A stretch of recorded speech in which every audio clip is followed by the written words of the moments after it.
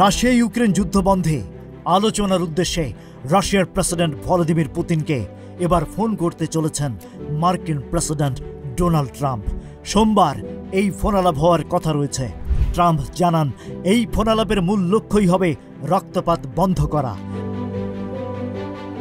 যুক্তরাষ্ট্রের প্রেসিডেন্ট বলেছেন, ইউক্রেনের রক্তপাত বন্ধের বিষয়ে কথা বলতে সোমবার রাশিয়ার প্রেসিডেন্ট ভলোদিমির পুতিনের সঙ্গে টেলিফোনে কথা বলবেন। এরপর তিনি ইউক্রেনের নেতা ভলোদিমির জেলেনস্কি এবং ন্যাটো জোটের নেতাদের সঙ্গেও কথা বলবেন।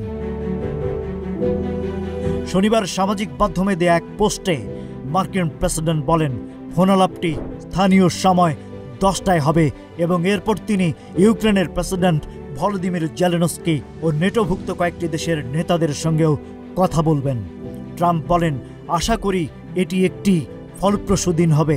এদিন আলোচনার মাধ্যমে যুদ্ধবিরতি সংঘটিত হবে। তিনি আরও বলেন, এটি অত্যন্ত হিংসাত্মক একটি যুদ্ধ।